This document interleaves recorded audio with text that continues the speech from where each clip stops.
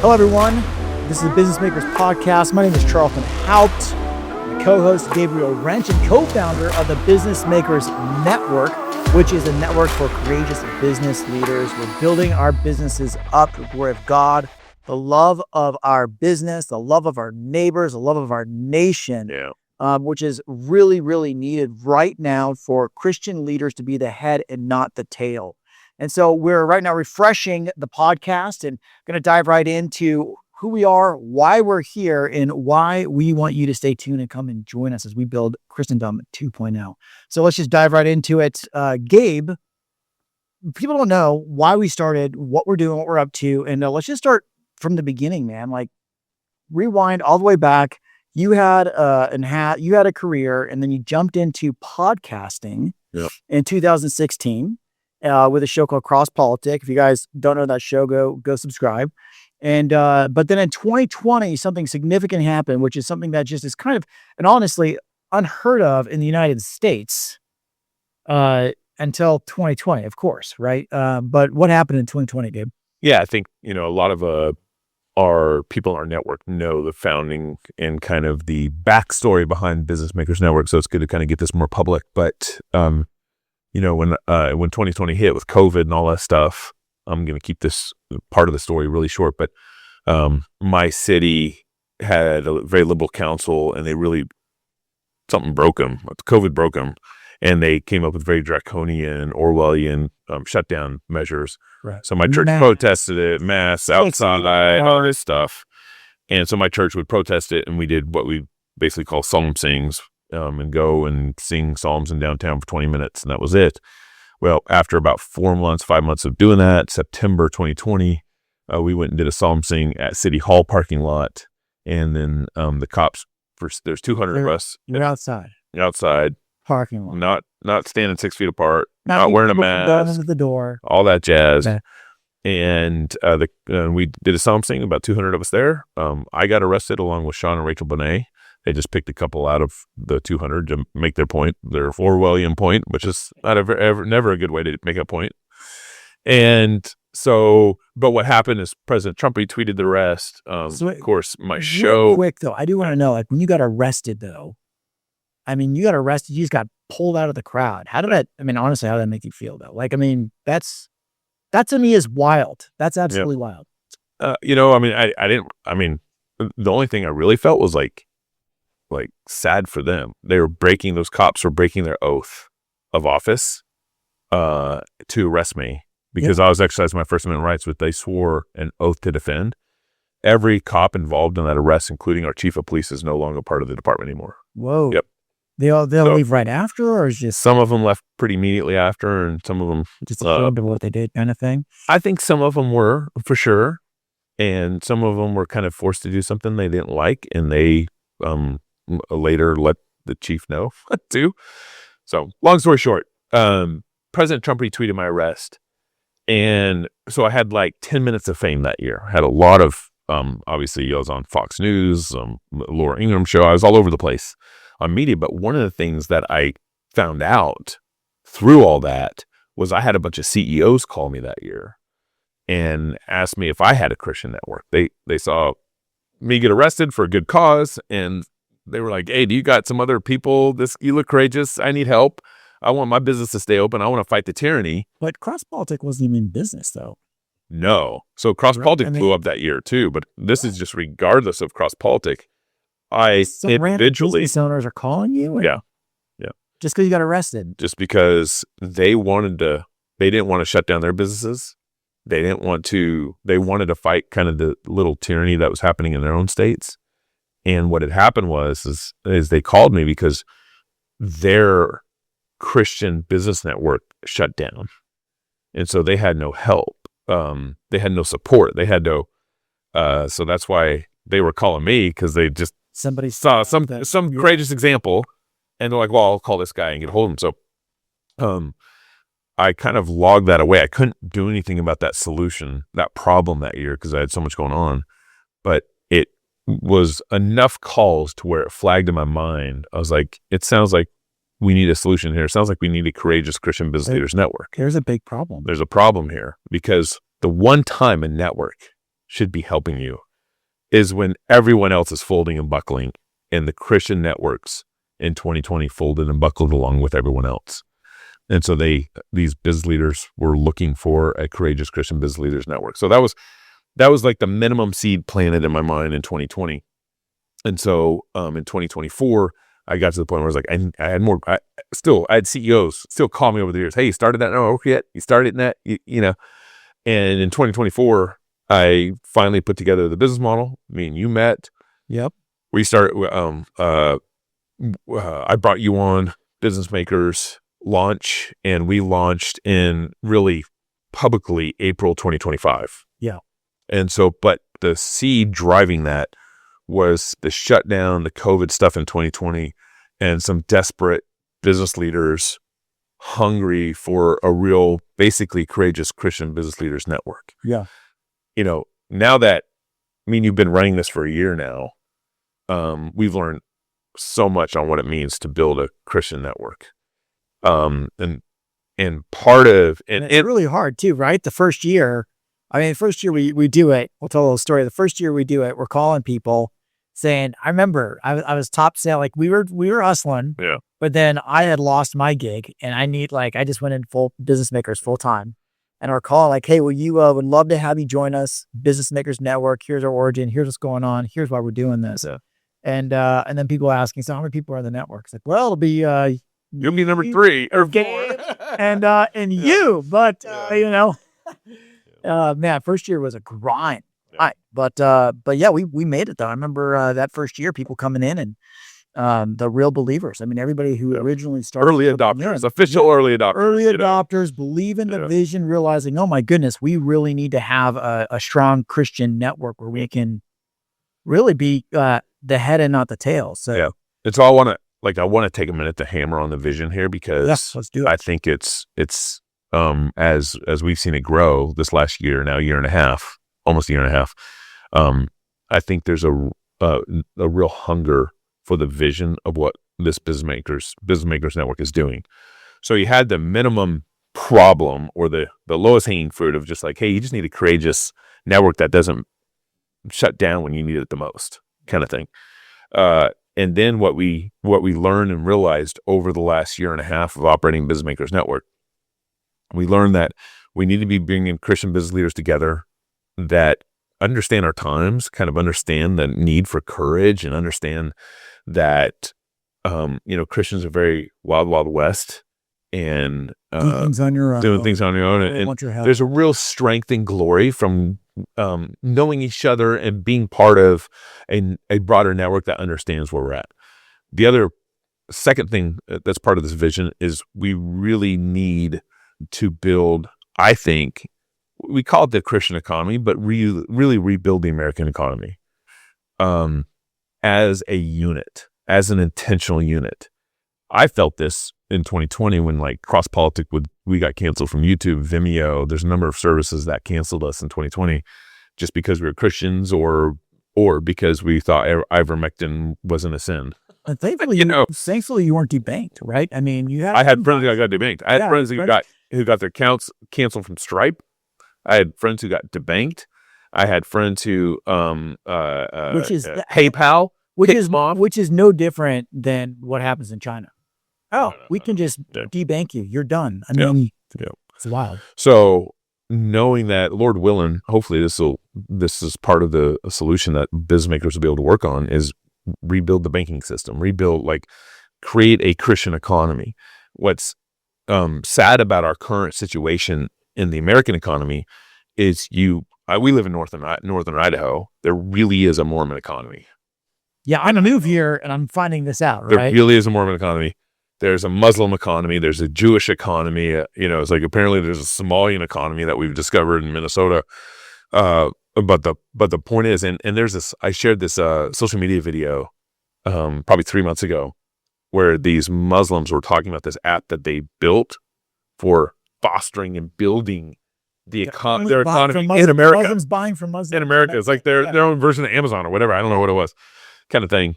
And so I think the Christians, for a number of reasons, have left the center of politics, which has been bad, have left the center of our culture, they just abandoned kind of these public spaces, and we've left the influential sphere of the economy. And so in my lifetime, I'm 47 years old, so I like to talk in terms of my lifetime, but my dad grew up in an era where his parents kind of came out of the Great Depression. And so I think a lot of my previous generation, they went to work for companies for the pension, the 40-year kind of pension. And there was a ton of loyalty within the company. A lot of loyalty, play it safe, that kind of stuff, versus taking risk. And so what my dad's generation did is they built a lot of good stuff, but they built it for Bill Gates. They built it for the secular infrastructure. And so that's, I think, part of the reason why cancel culture hit us so hard is because Christians don't own economic infrastructure. And so I think there's a real need for doing what we're doing, and hopefully participate and be part of like rebuilding the American economy. I think or the Christian economy, which is the American economy. And it's the kind of economy by which, we serve the Muslim economy, the Mormon economy. I mean, I have no problem doing business. But I want to be the center of the economy and reclaim that, because the American economy used to be a Christian economy, and now it's a very secular economy, and it's caused all sorts of problems, regulations and stuff that, let me put it this way. Business leaders are some of the most politically influential demographic in a city and in a state and in American politics. That's why you have woke corporate America. That's right. God gives business leaders real authority, real power, real influence, and real money. Those four things are a gift. And of course, we know money can be a horrible God and a great tool. Power can be a horrible God, great tool. Authority, so forth. And what, generally speaking, when I grew up in the church, I largely kind of walked away from a sermon that was on money or business, not either feeling motivated or kind of being a little discouraged about like wanting to be very ambitious and wanting to make a lot of money. Yeah. Oh, same here. Same here, right? You always feel like, I remember when I started making money, it's like, how do I wrestle with making money and wanting to be more than just the bare minimum of the thing I need? Yeah. Because most of the guilty about it. I should feel like I need to give that to the guy on the street, or I need to give that all to the church. A lot of the sermons I experienced this is evangelical wide. This is churches I went to in California, Texas, New Mexico, or a lot of the sermons I experienced, whether it was talking about business or money, was if you're rich, be generous, which obviously there's a biblical, Paul hits on that hard. And if you are a hard worker, make sure you have a good work-life balance kind of thing. Yeah. And so while those sermons can be kind of have some great Bible proof texts and stuff, at the same time, I never heard like the post-mill take dominion, Matthew 25 parable of the talents. If God gives you $50 million, what does it look like to turn into $100 million? Yeah. And I know money's not the only gauge of fruit that God looks at. I'm just giving an example of how the parable of talents gives an example of like, if God gives you 5 talents, then, what does faithfulness look like? And he's going to give you more, Right. And so another way of thinking about this is the Protestant work ethic has in a lot of ways vanished from our economy in a lot of ways. But the way God set things up, the first command in Scripture before the fall was go be fruitful, multiply, take dominion over the earth. So before sin, God has called men to dominion. After the fall, after sin, God has still called men to take dominion. But what does that look like? In other words, we should be men should be the kind of workers who are taking dominion with the gifts and callings and opportunities that God has given them, where they work in such a way that fruit is just falling out of their pockets. Because God is, and what I mean by that is like, men are called to take care of their wife. However many kids God gives them, men are called to feed. That takes fruit. You got to have the work that you do has to have more abundance to be able to take care of others behind you, which is your wife and kids. Help build the church. That's more fruit. If you have 100 employees, well, you're feeding 100 families. That's more fruit. Yep. If you are building your company and growing revenue, and now it's $50 million, that's more fruit. I mean, we should be the kind of productive Christians where fruit's just falling out and bumbling out all around out of our pockets into the streets. Yeah, and to jump in too with the taking dominion side, a lot of people think of just taking dominion, but let's just change that word dominion to rule. Yeah. God has called you to go forth and rule. Right.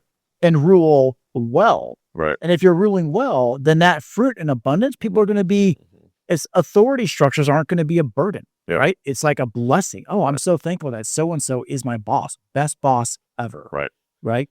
And so we need to, I think, recover the vision of what work looks like, and what it means to bear fruit based on that work for the good of course, your family first, your church, your local community, and God blesses some 30, 60, 100-fold, meaning that some business leaders will have an impact on the state of Washington or the state of Idaho or the American economy. And then because of that, this goes back to my comments earlier, business leaders, let me put it this way. Elon Musk uses his business, his CEO-ness to impact politics. Bill Gates does. All the secular leaders do this. Well, and it's the Christians who don't do this. No, and this is a key point here too, because the Christians know the golden rule that Christ has set forth, right? Yeah. Love thy neighbor as thyself. Treat someone the way you want to be treated. And that's Christian golden rule. But we completely ignore the golden rule of the world, which is insane to me because it's not taught. But the golden rule of the world is he who has the gold makes the rules. Yeah, right. It's super simple. Right. Right? Yeah. So to your point with Elon Musk. Yeah. And he makes the rules. And so, again, my generation, I'm 47 years, the last 40 years related to this is I think Christians have been afraid to use their influence. I mean, it's actually power, authority, influence, and money is kind of almost a dirty word in the church a little bit. When it goes back to my point earlier, like it's a horrible God and a great tool. Like if God blesses you with real authority, you need to be faithful with it. If God blesses you with real money, real power, real influence, you just need to handle it well, wield it well. But you do need to wield it. Yeah. And you do. But what we've done is we've actually said that's a dirty word, and I want to be a servant leader. We don't want to be mean. Yeah. I couldn't do that. Yeah. I don't want to pressure you into I don't know, like stop cheating on your wife or I'm going to fire you. Yeah. Thing or whatever. Right. And so I want to see Christians boldly take up the gift of power, the gift of authority, the gift of influence, the gift of money that God gives to be stewards of. And it's I think one of the ways Reformation revival is actually happening in America is that it's actually happening through men obeying God in their work that God has given them. Amen. We should be the kind of employees, the kind of business owners where you're just working faithfully and people are coming to the Lord. Like the gospel's just going out just because you're there and you're giving a good product, a good service, good customer service, whatever. And all of a sudden it's like the Chick-fil-A, although Chick-fil-A's kind of fumbled a little bit here and there over the last couple of years, but like your presence is so strikingly Christian that it's convincing the unbelievers, the LGBT mob or whatever, that you got the best chicken and I'll defend you even though I know you're against gay marriage or whatever. Basically, Reformation revival, I think, is it's happening because it's of course happening from preaching the gospel, but God called us to take dominion through work, and most of us aren't pastors, most of us aren't preachers, most of us aren't gifted with evangelism and the kind of the official Ephesians 4 sense kind of thing. But as you faithfully work unto the Lord and fruit falls out all over you, like I demonstrated earlier, you're going to see real Reformation revival in it. And so I think we need to reclaim the importance of what it means to be a man in the Lord and a man who's called to take dominion in whatever work and gifts and calling and gifts and various activities that he's going to be doing out in the world to provide for his family first, church, city, state, and so forth. So that's kind of, I think, reclaiming that vision is so important for like the American economy. that's kind of one of the things that we want to reclaim. So we're bringing courageous Christian business leaders together that understand our times. We're building economic development for the good of our business, for the good of the church, for the good of our city, for the good of the American economy. And then lastly, we've already touched on this a little bit, but we, as a network, we want to use our combined network for political influences. And this goes back to my point with Bill Gates or Elon Musk or all these other secular CEOs who are absolutely using their business influence and authority and money to impact politics. And Christians, as a network, we need to reclaim that. The example I've given over the years actually just has to do with Idaho.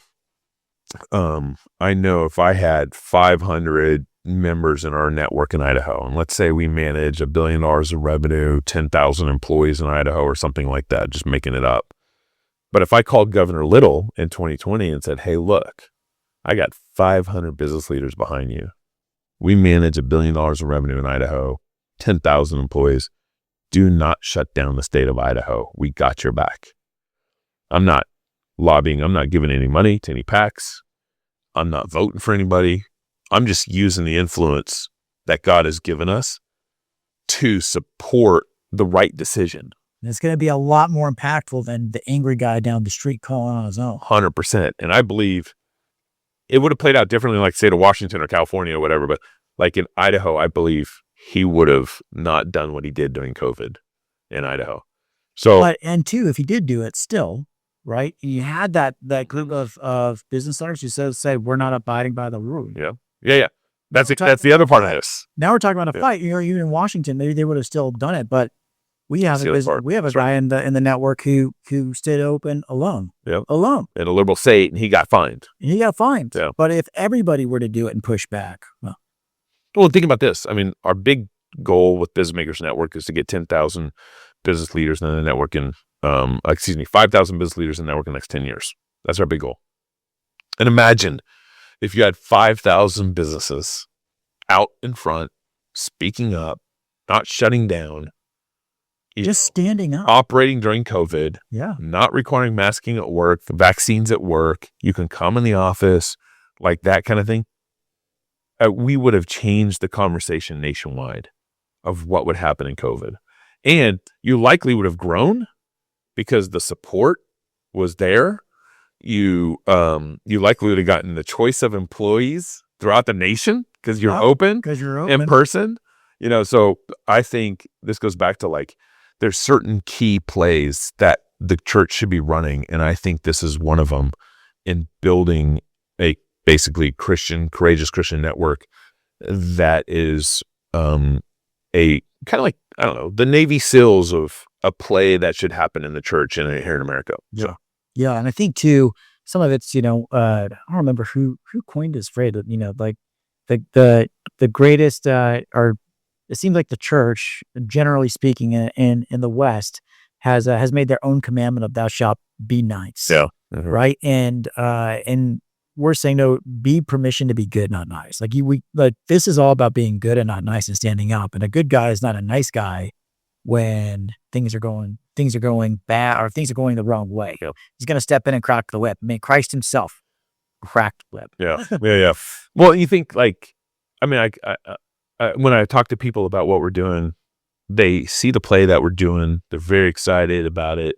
They want to see, grow, and they want to, I'll join when you guys get to, 1,000 members or something. Like last year, we had some people that were like, I'm just going to see if you guys survive this first year. Yeah. It's fair. Yeah, which is fair. But now we've survived the first year. So I'm like, all right. And you called them back up and they said they enjoyed. I did. Yeah. Like you said, like, okay, I'm in. We survived 1 year. Yeah. But the play that basically what we're really, I think, fundamentally doing is getting Christian business leaders to believe that the power and the calling that God has given them, and that God uses everyday faithfulness to change America. Yeah. Everyday faithfulness to change your church. And sometimes I've talked to people and they're like, oh, that's a subversive play. And it's like, okay, sure, I'll grant you what we're doing subversive in trying to grow the American economy through a network, trying to reestablish the Christian economy through a network. And it is a subversive play in that sense. But really I think what it's doing is reminding Christians of what God has called us to and the vision of what God is doing through our work. So, let me just put it in practical terms.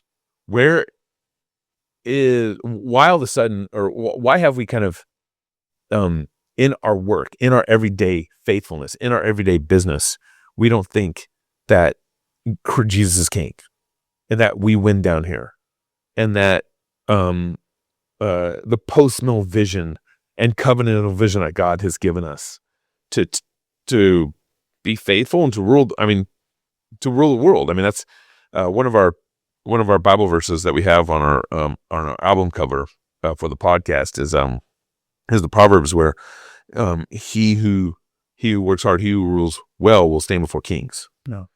And that is a proverb. It's not a promise, but it is a normal way that God operates. The book of Proverbs is basically like, hey, wisdom's the normal way. You do this. This is normally what's going to happen. Right. Of course, there's exceptions. Of course, there's always exceptions. No, right? Right. But So I think kind of basically re-engaging and reminding Christians that the power of everyday faithfulness to the Lord in your work is what's going to, in one sense, in a real sense, is what's going to bring Reformation and revival to America and everything. So I love what we're doing with the network. We have, let me just talk practically. yeah, talk practically there. So we have the vision now. Yep. Talked about the vision. Yeah. People who know us watching this, they know that we have a network, but there's probably some people on here who've never heard a story or anything like that. So Yeah. let's talk what all this means. Yeah. So, we're into our second year, just 4 months into it. Yep. Into our second year. April 2025 was the round of our first year. April 2026 to April 27 will be the round of our second year. We had our first national conference in our first year, which is pretty cool. That was in Dallas. We killed it. It was so much fun. It was Great good. speakers, great fellowship. Our next national conference is May 26th, 27th, 28th in Tennessee at the Journey Church. You can go to our website, businessmakers.network, to basically save the date and see what's happening. And submit your email address. But practically what we're doing in the network. So we are the only Christian network that has a tier for everybody. This is an important point. We have a tier for employees, a tier for entrepreneurs, and two tiers for C-suite individuals. There's like C12 network, which only focuses on C-suite Christians. Yep. And a lot of, too, guys, we went and looked at all these different business networks, right? There's a lot of local ones.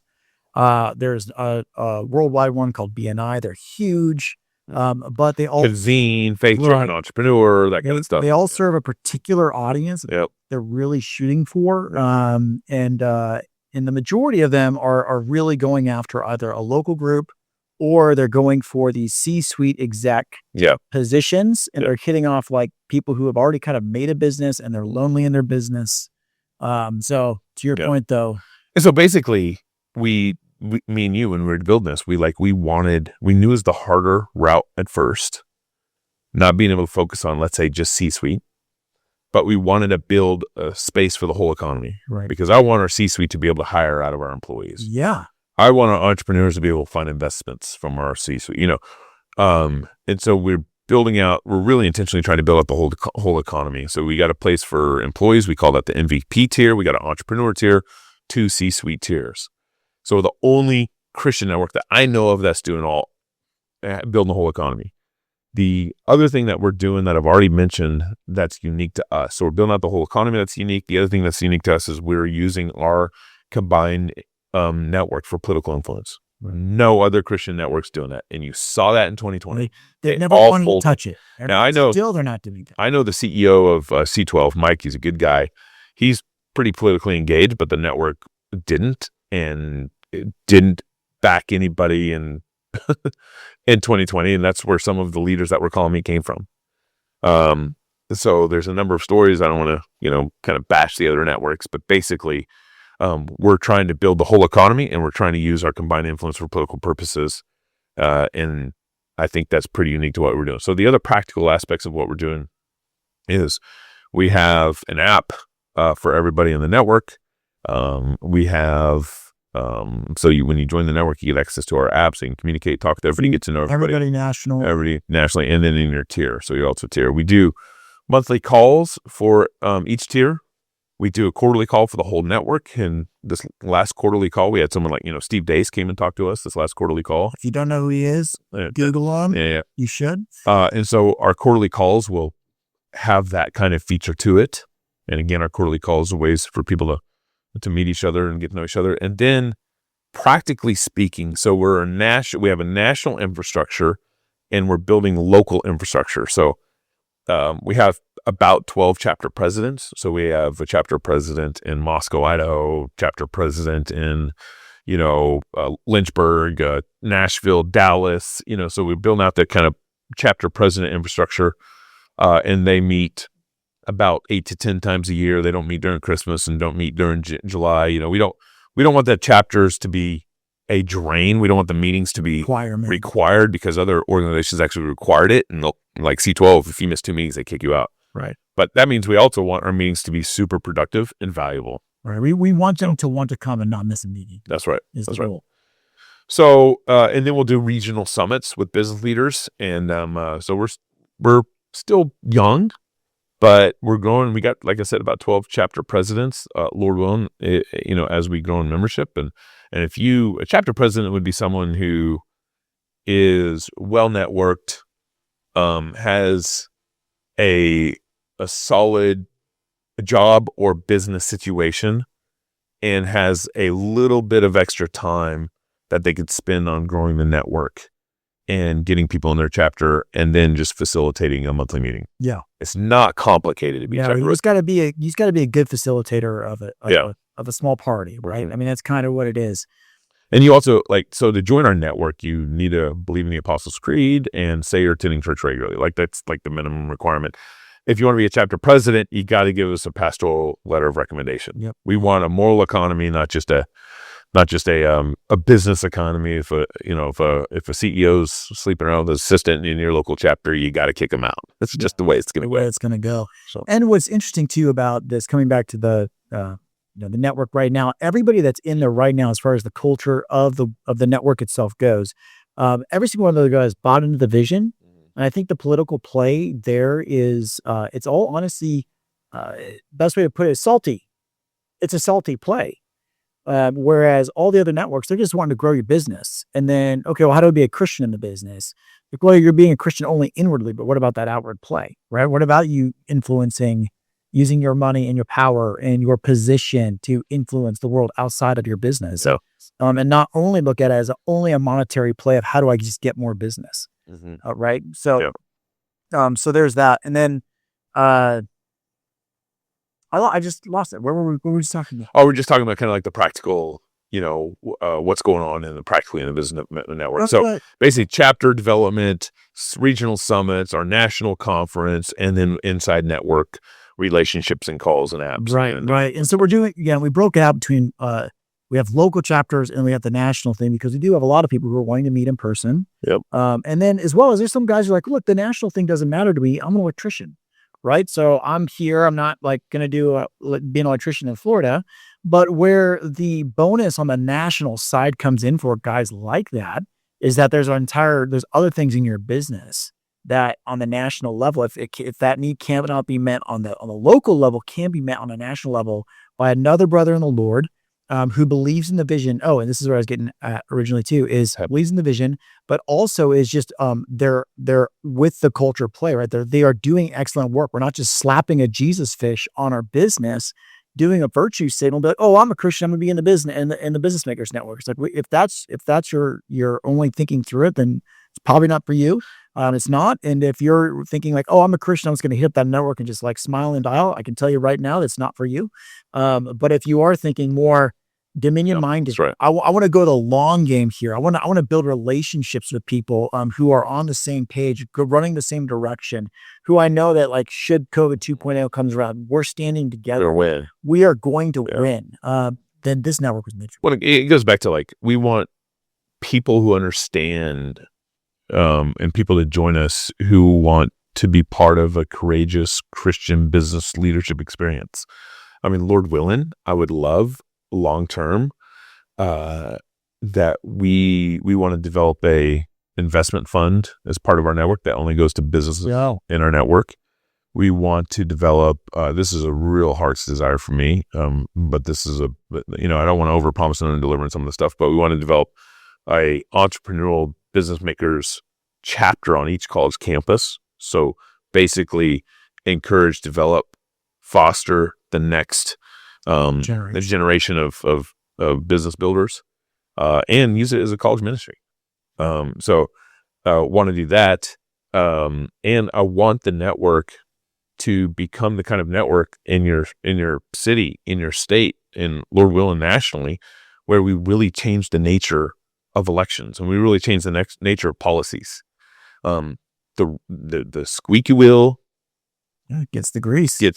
Right? So why aren't we squeaking? And if we do that together, we have a real opportunity. I mean, like, running this play in California is going to be a little different than running it in like a conservative state like Idaho, but we can make real gains. Even in liberal states, they listen to business leaders. Especially on a local level. Even in liberal states. Exactly. So I think long run, if the Lord blesses some of our efforts, we get 5,000 people in 10 years and what we're doing. I mean, no network has, I think, more than something like 3,000 or something as their network kind of thing. I know C12. I think maybe was around 4,000 internationally. Yeah, internationally. I'm talking, just in America. And we already have people wanting to build out in Canada and UK and stuff like that. But that's we got to get America really humming before we do that. So, lastly, I want to say real quick, make sure you get our national conference on your agenda. Go to businessmakers.network. It's May 26th, 27th, 28th in Tennessee. Secondly, our Fight Laugh Feast conference has a pre-business makers conference. Our business makers sponsors it. Pre-business makers conference on Thursday afternoon. And we have a chapter meetup that's open to the public. You got to message us on Wednesday night, September 30th. We have a business luncheon on Saturday. So go to fightlaughfeast.com. It's my CrossPolitic Studios, Fight Laugh Feast. The topic's Holy Wars, but we do a bunch of business stuff pre-conference, before it. We have a business luncheon on Saturday and everything. Sign up for it all. Bring your whole family, man. Fightlaughfeast.com. That's going to be in Franklin, Tennessee, October 2nd, 1st, 2nd, and 3rd in Franklin, Tennessee. So love to see as many people there as possible too. 100%. And then with the Business Makers Network conference in May next year, you're gonna find that on the businessmakers.network. So just go to businessmakers.network and go to events, and you'll land it there. That's right. And just so you know, last year, again, I'm not kidding you when I say that we killed it for the first conference. As far as just the speaker lineup and the value that was brought was absolutely incredible. These guys that show up, the people that show up to talk about these, you're not seeing them on a podcast. Hey, I mean, maybe some of them. We had C.R. Wiley there, but Michael Foster, right. And even this next year, Michael Foster's already committed.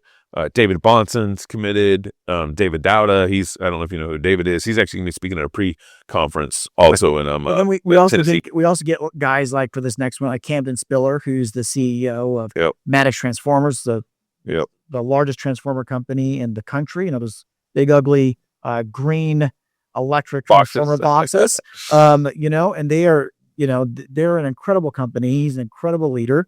I can go on about their business and what they're doing and how well they're doing. And they are living it out, what it's like to run a Christian business and do so well for the love of their neighbor, the love of their town, right? And the love of their country. I mean, they are a blessing everywhere they go. You cannot find his talk on podcasts, right? But you can find it with us because they're coming to talk to our people. And so we'd love to have you there. Yeah.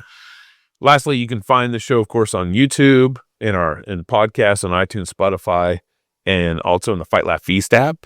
And the reason why I point you to the Fight Laugh Feast app, because that's the easy place to get everything that's going on the Fight Laugh Feast network. But also, if you join the club, the Fight Laugh Feast club, you can actually get access to all our business speakers and conference content like That's right. Camden and others who spoken at some of our events and everything. Yeah. So you join the club, you actually get access to content that supports the network and everything too, besides the free podcasts and all that stuff. So. Yeah. Which is perfect. And then I think we're wrapping up here, Yep. but at the end of the day, want to let you guys know, tune in, hit that subscribe button if you haven't yet, because we're going to be coming out with a lot more as time goes, and we look to release these weekly and hope to see you there.